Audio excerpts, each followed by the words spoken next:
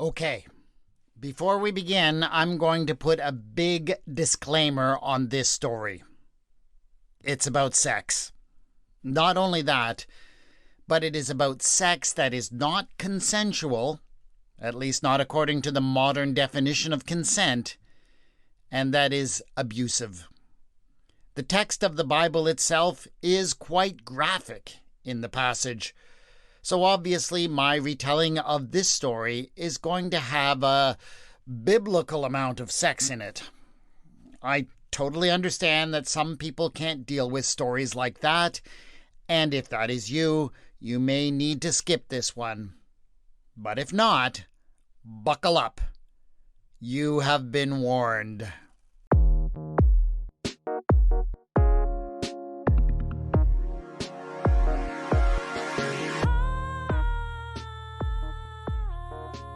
Judah took a wife for his firstborn. Her name was Tamar. But Judah's firstborn, was wicked in the sight of the Lord, and the Lord put him to death. Then Judah said to Onan, "Go into your brother's wife, and perform the duty of a brother-in-law to her. Raise up offspring for your brother." But since Onan knew that the offspring would not be his, he spilled his semen on the ground whenever he went into his brother's wife, so that he would not give offspring to his brother. What he did was displeasing in the sight of the Lord, and he put him to death also. Onan is one of two biblical characters who have the dubious honor of giving their names to a practice that people wanted to condemn. The other is Simon Magus from the book of Acts, who gave his name to the practice of purchasing church offices for money. Onan gave his name to something else. For a long time, onanism was the most common term for the activity that we now call masturbation. And that term was not given in any approving way. It was a direct reference to Onan's story, and in particular to God's displeasure with what Onan had done and God's punishment for it. But was masturbation ever what Onan's story was actually about? No, it wasn't. It was only seen as being about that because some people, who had already decided that masturbation was an abominable thing, decided to use it to control the activities of others. And so I was thinking, maybe it's time to let Onan's story be heard without all of that baggage. This is Retelling the Bible.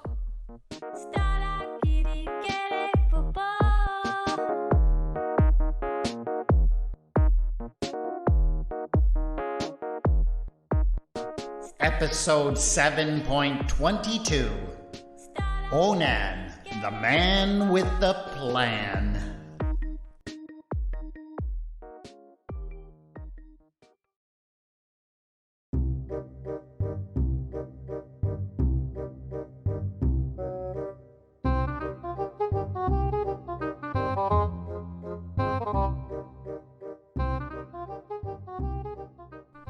Onan had never liked his big brother. Yes, that was his name, and it suited him. Was selfish, self-centered, and often just plain mean. It was kind of a thing with elder brothers in his family. Take his Uncle Joseph. I mean, Joseph wasn't literally the eldest son of the family as such, but he was the eldest son of Grandpa's favorite wife.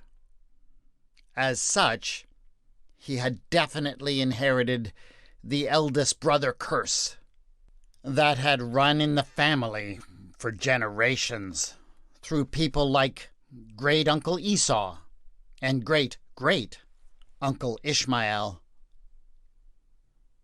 Joseph was full of himself, all right, and nobody in the family liked him apart from his father. In fact, Judah, Onan's father, despised him so much that lately he had been openly talking about how much money the family could make by selling the jerk off as a slave. And nobody quite knew if he was joking about that. But though Joseph did have some redeeming qualities, he was at least smart and a good manager. Onan's brother seemed to have inherited none of the abilities, but all of the ego. He was just unremittingly insufferable. But he was his father's favorite, and always used that to his own advantage. One day, Onan went with to a nearby Canaanite town. While he was waiting for his brother to complete his part of the business in the marketplace, Onan happened to spy a beautiful woman. She was tall and shapely. She had beautiful, long, flowing tresses and flashing green eyes. As soon as he saw her, he knew that he had to have her. He didn't really care how. If necessary, if she were the daughter of a prominent enough citizen, he would have been willing to marry her. But if she was just a slave or something like that, he would have been just as happy to take her in some back alley of the town, whether she was willing or not. He had only just resolved to go and find out who she was so that he could plan his conquest when he heard a voice behind him and winced. "Ooh, that is one rocking bod. I think I'm going to get me a piece of that. Wait for me here a little bit longer, will ya, little brother? I'm going to go over there and find out who she is."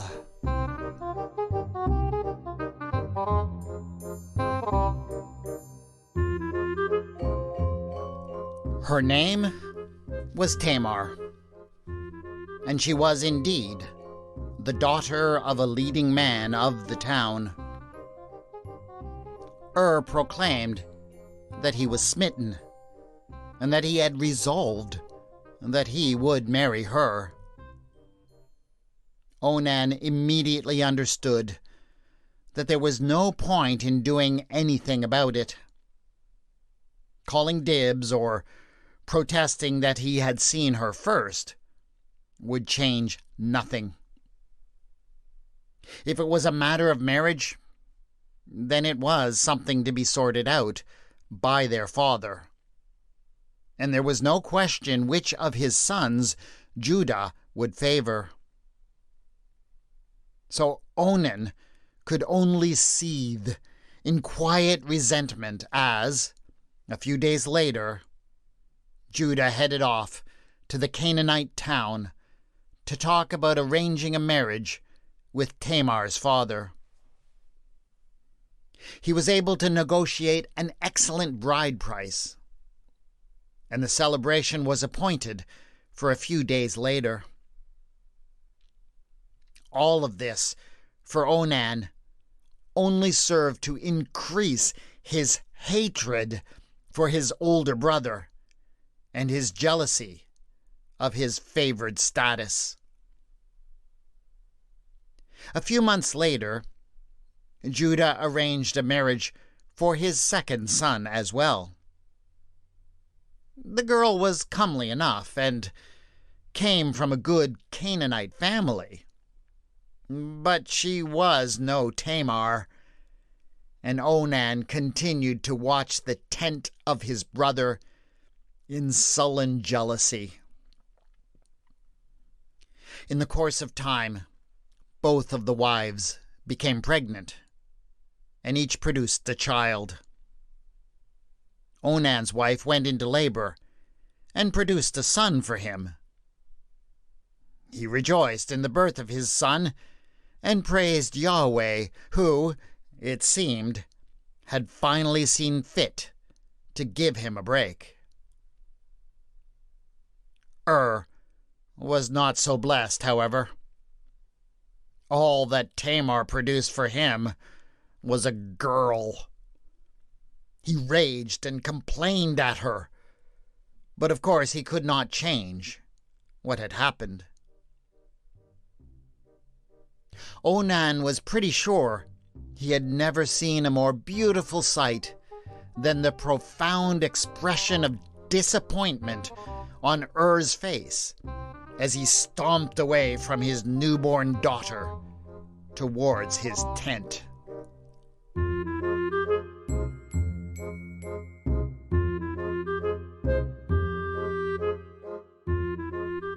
The fever struck when the two children were about a year old. When he took to his bed, he was already shaking so violently that he stumbled on the way. Tamar had not developed any love or tenderness towards her husband, but she did understand that he was the only one who offered her and her young daughter any sort of stable future. And so she tended him diligently. But in spite of her faithful ministrations and the various traditional Canaanite tinctures and potions that she prepared, continued to worsen. After lingering in pain and sweat for only a few days, he finally died. Judah was devastated. He wept and tore his clothes. He raged for days. Some said that it was vengeance for what he had done to his own father. For, by that time, Judah had finally gone through with his long-planned scheme of selling his brother off into slavery and telling Grandpa Jacob that he was dead. Judah was certainly given a strong dose of the kind of grief that he had caused for his own father. But that was not the primary message that most took from the death of The fever had come on him so suddenly, and there was no cause that anyone could see. It must have been judgment. Yahweh had looked upon and found him to be wicked, and decided to strike him down. Having come to such a conclusion, they were left to speculate over what on earth might have done to merit the God's wrath. Some thought that he must have made some error in a sacrifice. Others suggested that he had perhaps insulted the deity by accidentally pronouncing his name in some disrespectful way. They really were not quite sure what he could have done to earn such extreme wrath. They only knew that he must have done something. There was no other way to come to terms with this dreadful tragedy that had occurred. Onan, of course, did not struggle from any such doubts or questions. He knew precisely why Yahweh had seen fit to execute his brother.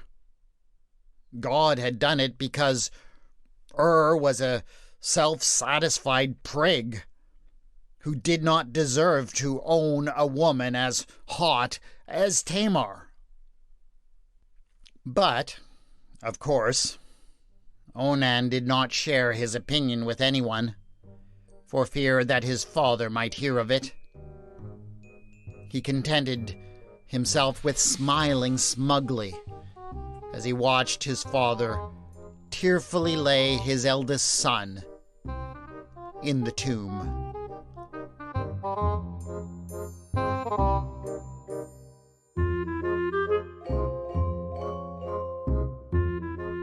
When Judah came to visit him at the end of the time of mourning, Onan knew exactly what he had come to talk about.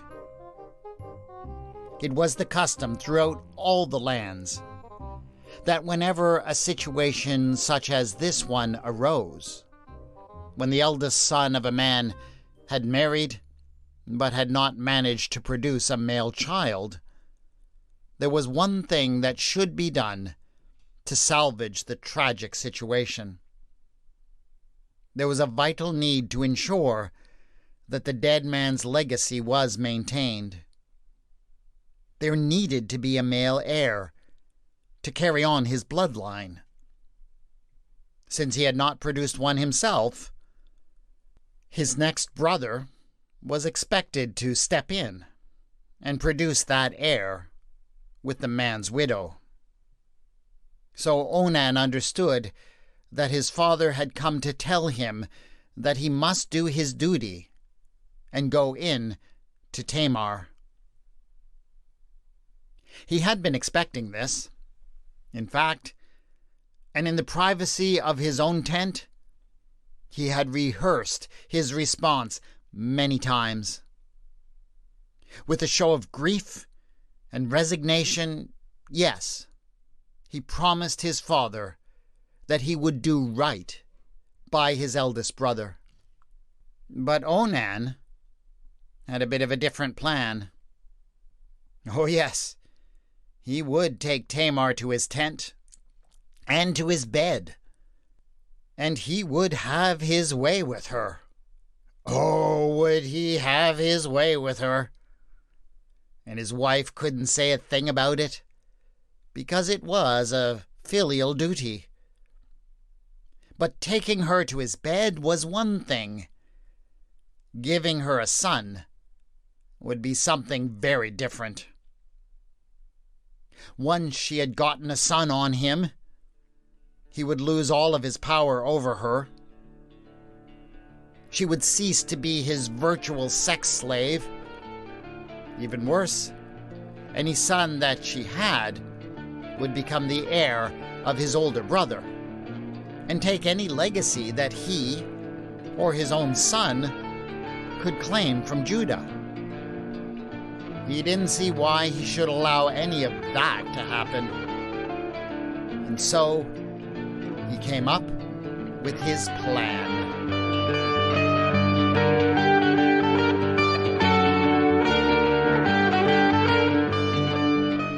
Tamar hated it, but she couldn't do a thing about it.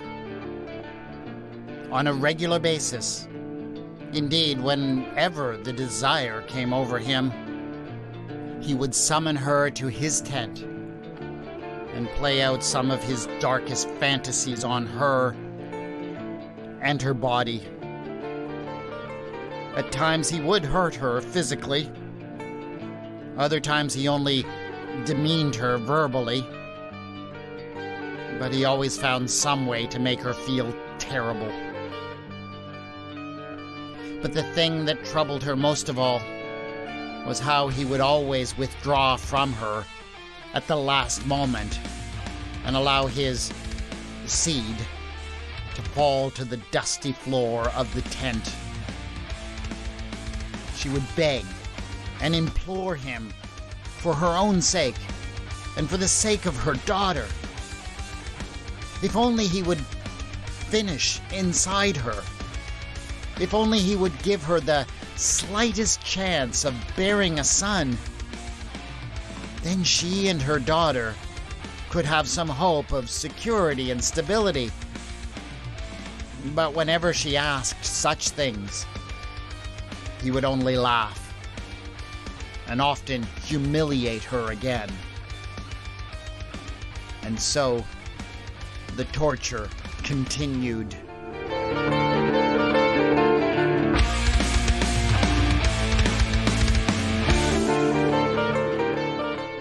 As the months passed, Onan began to realize that everyone suspected what he was doing.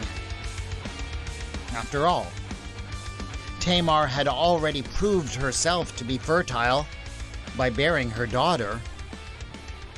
Everyone expected that she should have at least become pregnant again by now.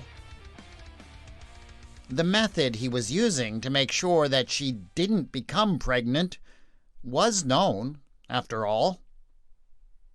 Couples had been using it for ages when they were not ready to have a child or another child.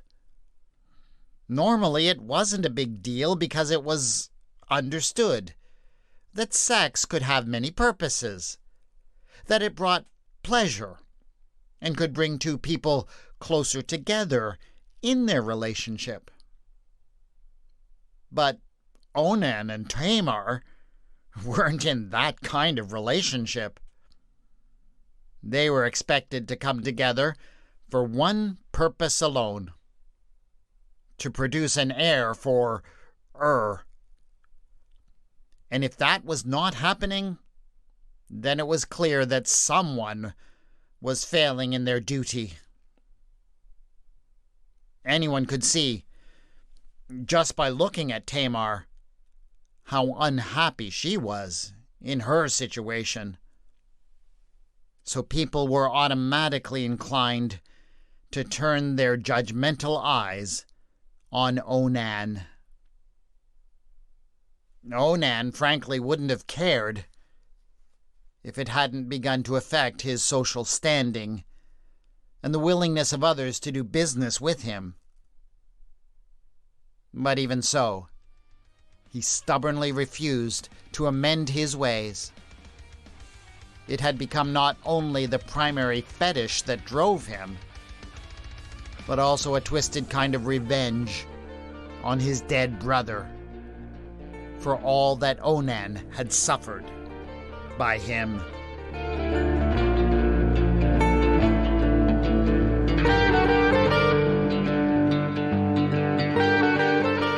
Onan's death was so sudden that it shocked the entire community. He got up early one morning and seemed the same as always. He was just heading out to tend his herds when he suddenly fell to the ground, crying out. He complained at first of a pain shooting up his arm and into his jaw. But when the people examined him, they could see nothing wrong. Soon after, he said that it felt as if he had a heavy weight pushing down on his chest and struggled to even draw a breath. By the time that his wife and then his father arrived, Onan was already gone. Judah, now doubly bereaved at the loss of his second son, cried out like a wounded animal, and no one could even talk to him. Was part of his pain related to the guilt for the pain that he had inflicted on his own father? The dramatic death obviously convinced everyone that Onan had been struck down by a god. And this time there was no speculation on the reason. Clearly Yahweh had killed him for his failure to do justice to his brother's wife. Everyone accepted this explanation, relieved to think that such a fate would not strike them, since they would never behave so abominably. Everyone accepted it, except for Judah, who stared darkly at Tamar in the entrance of her tent. He would never forget that she was the only connection between the death of his 2 sons.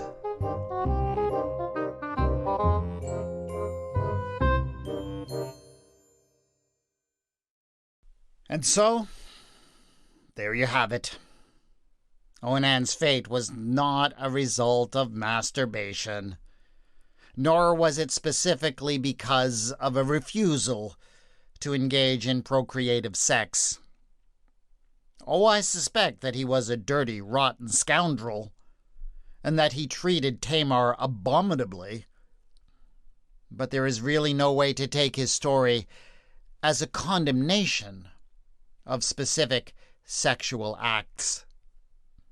Sex is a gift, and meant to help us be all that we were meant to be. Masturbation is a normal and healthy activity, and there isn't anything wrong with it in appropriate contexts. The Bible doesn't condemn it, not in Genesis, nor does it elsewhere.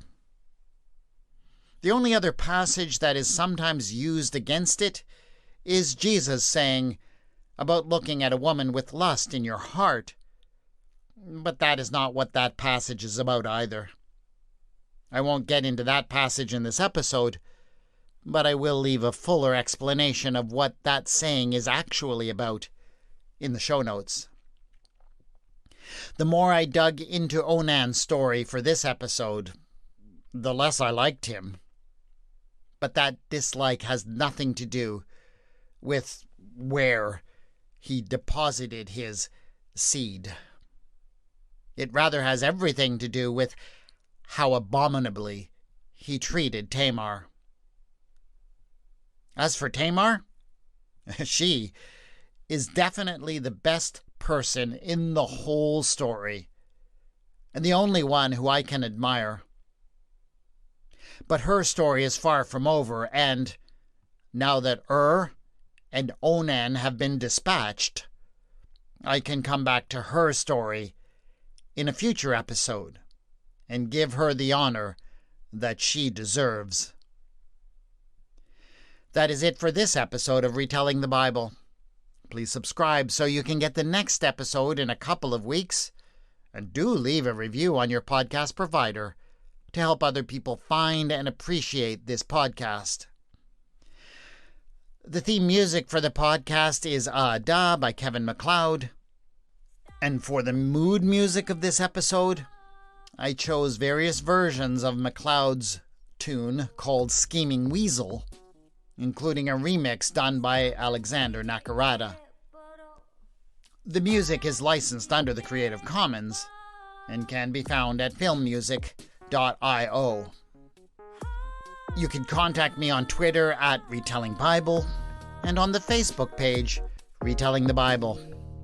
Show notes for this episode have been posted at retellingthebible.wordpress.com. Thanks again to my awesome Patreon supporters who back this podcast, and welcome to my newest supporter, Donna Marie. If you'd like to join them or discover the benefits they receive, go to patreon.com/retellingthebible. This is Retelling the Bible, and I have been your storyteller, W. Scott McCandless.